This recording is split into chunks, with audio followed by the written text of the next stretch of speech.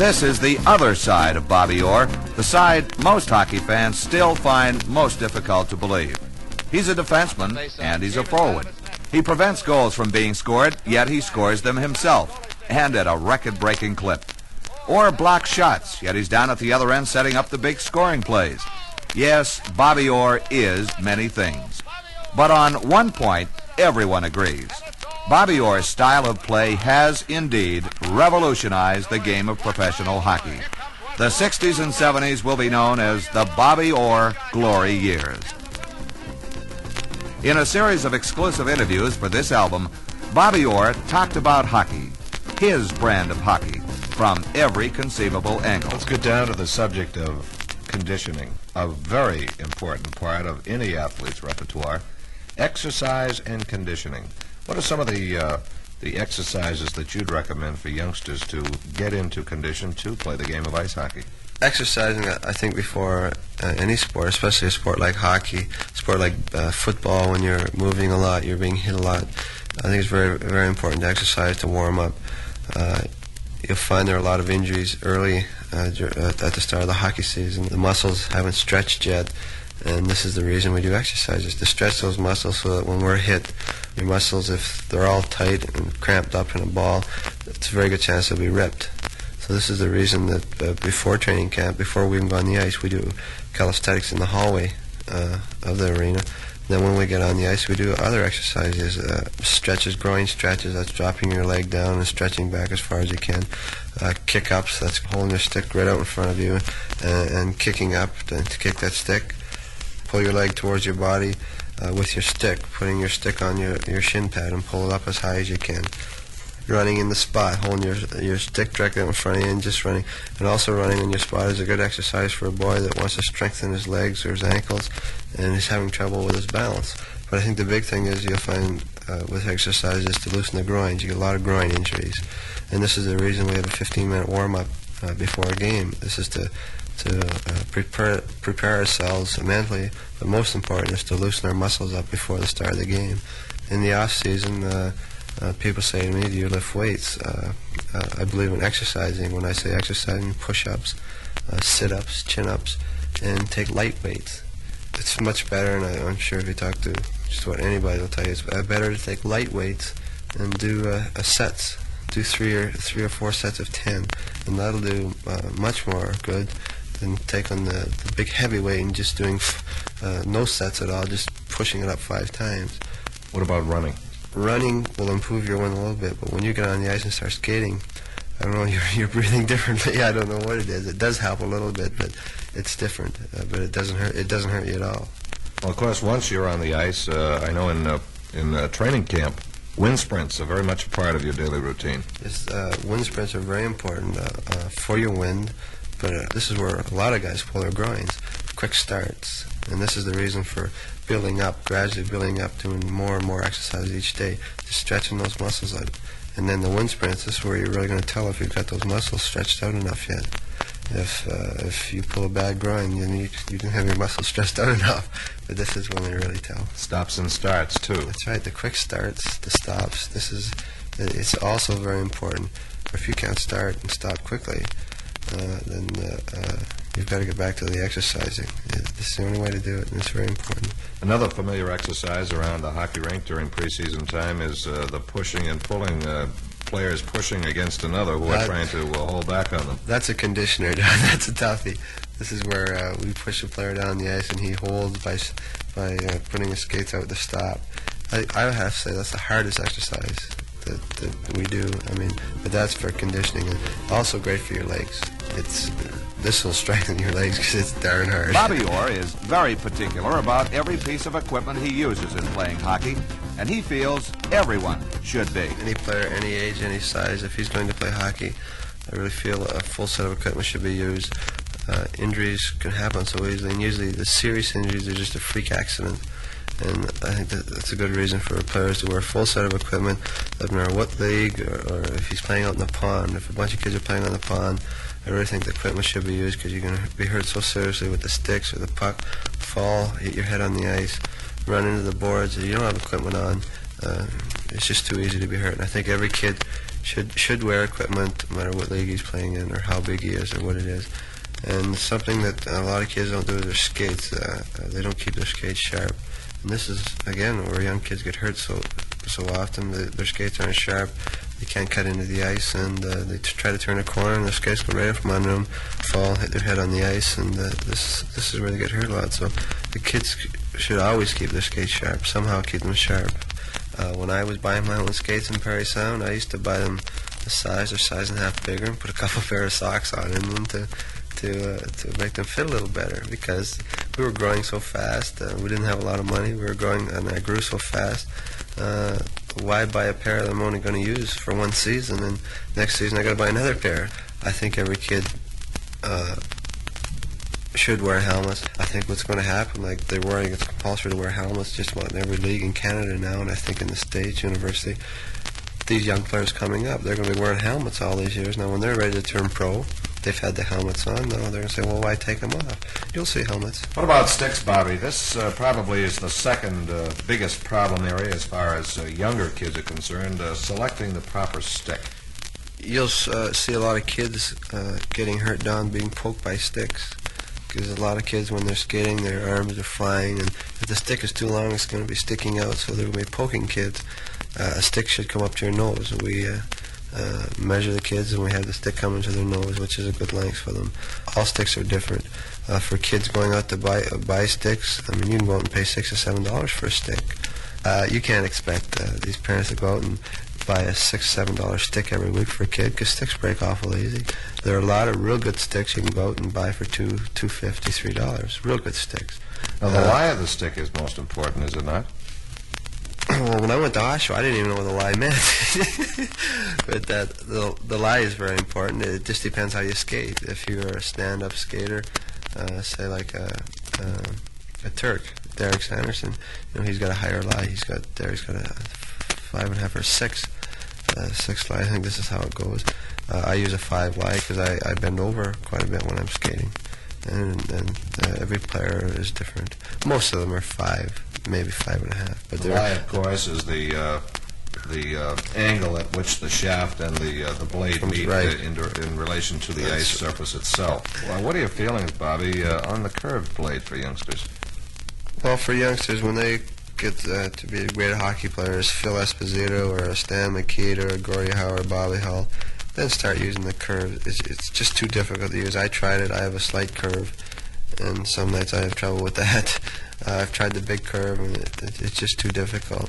If a young boy were using this stick, instead of concentrating on practice, skating, or looking ahead to where his man is, who he's going to pass to or make a play like this, he's got his head down, he's looking at this stick because it's too hard. He's going to watch it, he's going to lose it.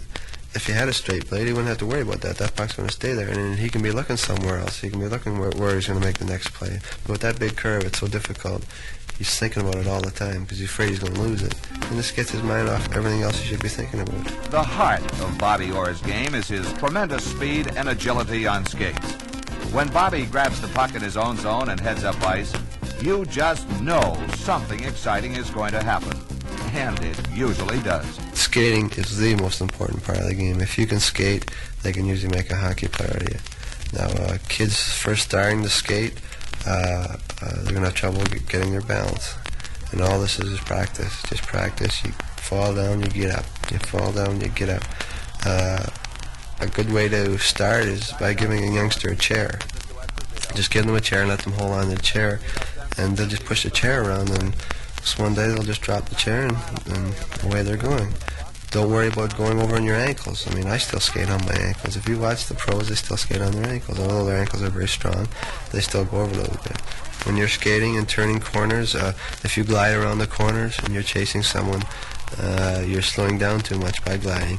But if you skate around the corner, and that's skating around the corner is crossing your legs over one leg and pushing, cross it over and push, cross over and push, you're going to keep up the same steady speed. Now, what about the age? At what age should a youngster start trying to learn how to skate? A youngster can start skating with whatever age he wants, really, as long as he enjoys it. Let him skate whenever he wants, whenever he can stand up. If he wants to skate when he just learned to walk, let him skate if he wants to, because it won't hurt them. In his arsenal of offensive weapons, Bobby Orr employs the entire gamut of shots known to hockey. Each shot is designed for a distinct purpose, and Orr uses each one of them to perfection. The most effective shot is the wrist shot, and if you look around, well, like I say, the kids watch the pros, and you see a lot of the pros using the slap shot, so right away the kids are going to use a slap shot. But I would say to all young boys that are starting to play, develop your arms.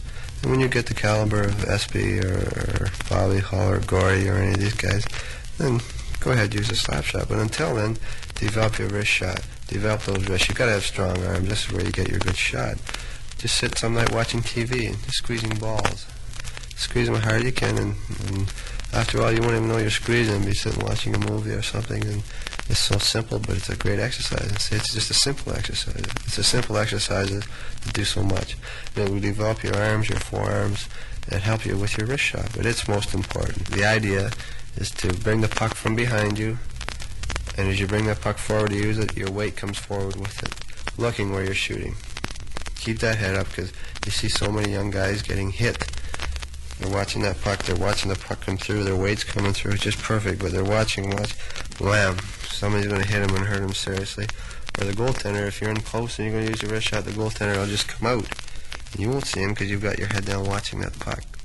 And when I let my wrist shot go, at the end of my wrist shot, I've cocked my wrist, I've released my wrist, and when I've released that puck, all my weight is on my front foot. When you're shooting the wrist, using the wrist shot, if you want to keep your puck low, what you do, you use a low follow through. I just keep, after your shot, you follow through low. But if you want the puck to rise up, or you might have to shoot a little higher, you follow through as high. You follow through raising your stick up. If you want low, you follow through keeping your stick down low, and this keeps the puck up or down. I don't like to teach kids to use a slap shot. It's not a hard thing to do, but I think it's so much more important for a kid to develop a good wrist shot rather than a slap shot. Okay, Bobby, let's talk about two other shots that are in the repertoire of all of the pros. The backhand shot and the flip shot. Your backhand shot is just like your forehand. Although you are on your backhand, you're coming through with it again, your wrists are cocked, and you're coming through with it, and as you bring that puck forward, your weight's coming with it, and when I release my backhand shot, all my weight again is on that front foot, and I release my wrist. It's the same idea as the wrist shot, forehand wrist shot. It's one of the most difficult shots to stop for a guy coming in off the wing and using that. The flip shot, it's used quite often. I use it a lot when we kill penalties. We got to get the puck out of our end. We don't have a lot of room to shoot it out.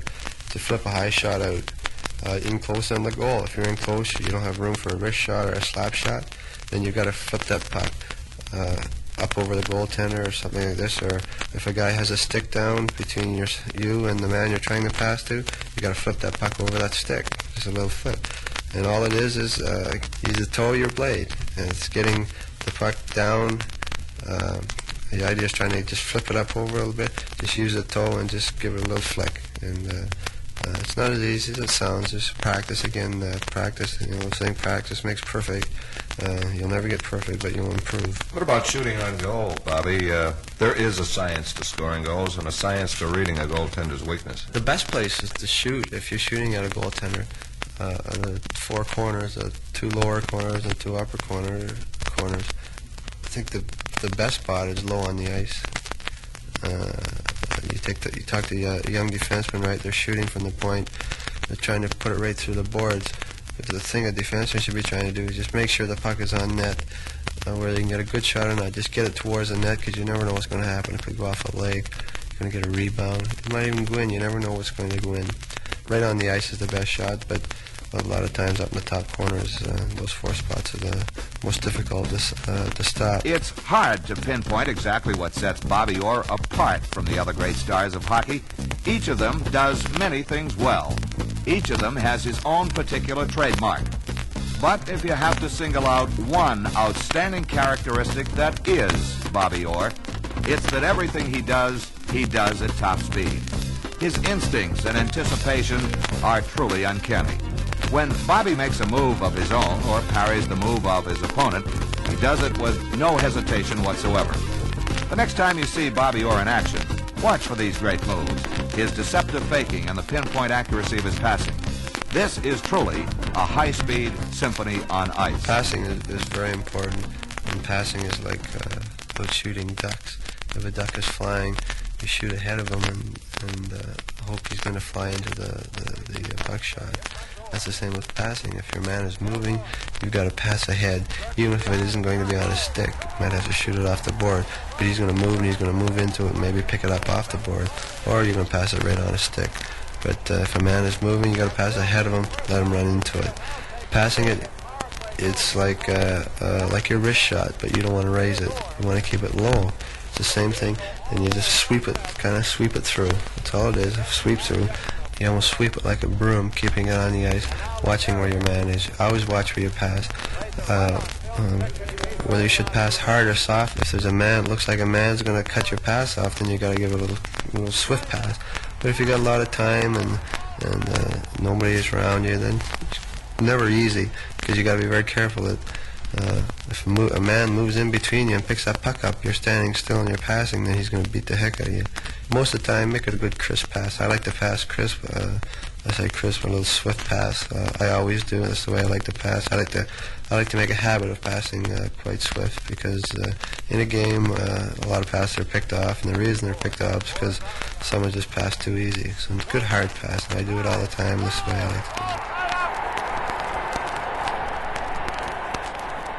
Deking or carrying the puck. First of all, carrying the puck, you've got to remember, keep that puck out in front of you. If you get it down into close to your feet, then you're going to have to watch it. But if you keep it out in front of you, you can see what's ahead of you, and you can also see the puck. So it's very important to keep that puck out in front of you. If you're skating around a man or stick handling, always keep your body between the man and the puck. Don't get that puck in there, because he's going to sweep check you or poke check you. Keep your body between it. And remember, keep your head up. If you keep it out in front of you, you can see the puck and the man. When you're carrying the puck, handle it as little as possible. You'll see kids stick handling and they're back, forth, back. It's not necessary at all. All you do is just use easy sweeps. If you want to move it, easy sweeps. Now, if you've got a long distance to go when you're carrying the puck, what you do is you push it ahead of you and you chase it. Not too far. Push it ahead and you chase it. Checking is a very important part of the game of hockey, and a very important part of Bobby Orr's game, too. Bobby explains the different type of checks used in hockey. So many people think that to check a man, you got to hit him, and hit him so hard he's almost over the boards. Or, checking is taking a man out of the play, and that's all it is. There are different kinds of checks. There's the hip check. That's hitting a man with your hip, your back end, which Leo Boyven does very well. Leo is just the greatest hip checker I've ever seen. He's hit me a couple of times. I thought there was trucks on the ice. He's hit me a couple of beauties. There's a shoulder check, which Billy Spear uses very well. I've never seen a guy use a shoulder check like Billy uses it, and he's just the greatest I've ever seen. There's a sweep check, and that is using your stick. A sweep check, what you do, you lay your stick flat on the ice and reach out and sweep the check away from the man.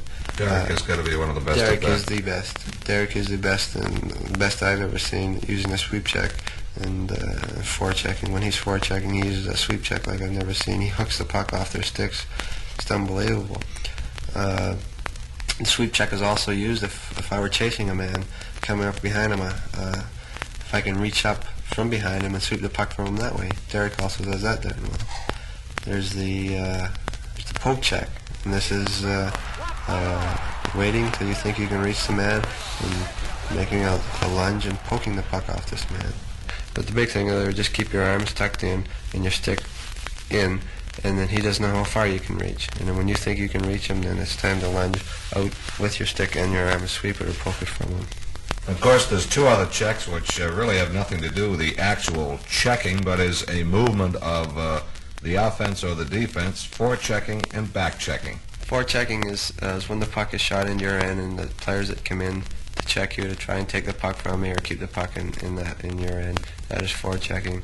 Back-checking is simply if the centerman is carrying the puck down the ice, the wingman is skating, the guy that's watching that wingman, the guy that's skating back with that wingman is the back-checker. He watches him right into the end. Defensive play in hockey can be just as exciting as offensive play, the way Bobby Orr plays it. Here again is where Bobby's fantastic sense of anticipation and timing comes into play, knowing just when is the right time to drop down to block a shot, employing instinctively the correct moves around the net in covering the puck carrier or guarding the net. And note, too, that defensive play when your team has the man advantage differs greatly from those times when your team is killing off a penalty. Blocking shots, people say to you, gee, you must be crazy going down to block shots like that. But I'll bet $1 to the donut every day that I'm not going to go down unless I'm darn sure that I'm close enough to that man that that puck doesn't have time to rise up and hit me in the face. It's just timing. It's simple as just timing. That most of the time if you see his blocking shot that's in real close on the goal, and the guy doesn't have a lot of room, and the puck just doesn't have time to rise. I've noticed times, too, and Dallas Smith will use this technique also, as I've seen you do. You will take the stance of a goaltender with your stick in front of you. This kind of gives you a head start if you do block it and the puck is deflected behind the shooter.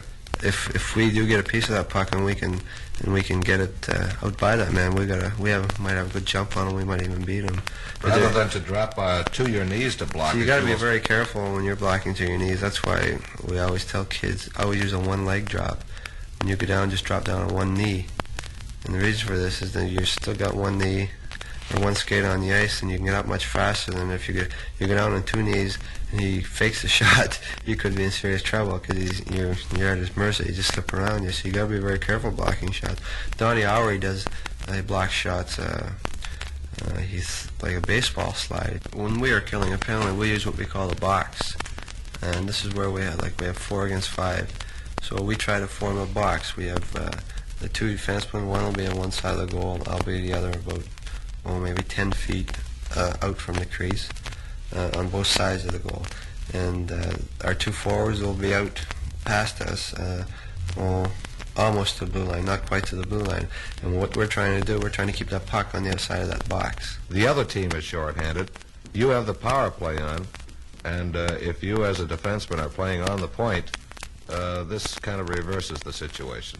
Then you're on the attack. It's much better. It's much better than being the other way. What we're trying to do, the best play, I think, while we have a man advantage, is to get the puck on their end. They're going to try and form the box too. So what we usually do, we put the big guy Espy in the middle of that box. We get him in there, and usually we try to feed him, and it's been quite successful so far. But the big thing is to get in that end and get possession of the puck. They can't run around after us because we've got one extra man, and all we have to do is keep feeding the open man. Having a man advantage is much easier than killing a penalty. And these are merely the highlights and the finer points of playing the game of hockey. Putting these tips from Bobby Orr into practice is now strictly up to you. And the key word is practice. Practice, determination, and dedication, the heart of all successful athletes. Bobby Orr started skating at 3 and hasn't stopped practicing yet.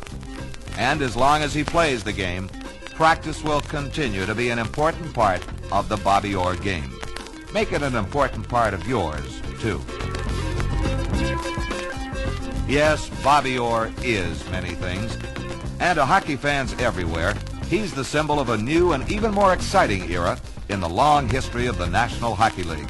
The 1969-70 season was perhaps the greatest year ever for individual accomplishment, and Bobby Orr was the sculptor that carved new vistas into the already bulging National Hockey League record book. From the shy smile and soft-spoken voice to the fierce battle of blade, stick, and puck. From the delicate sensitivity of a boy-turned-man to the perfectionist on ice. These are the two sides of Bobby Orr.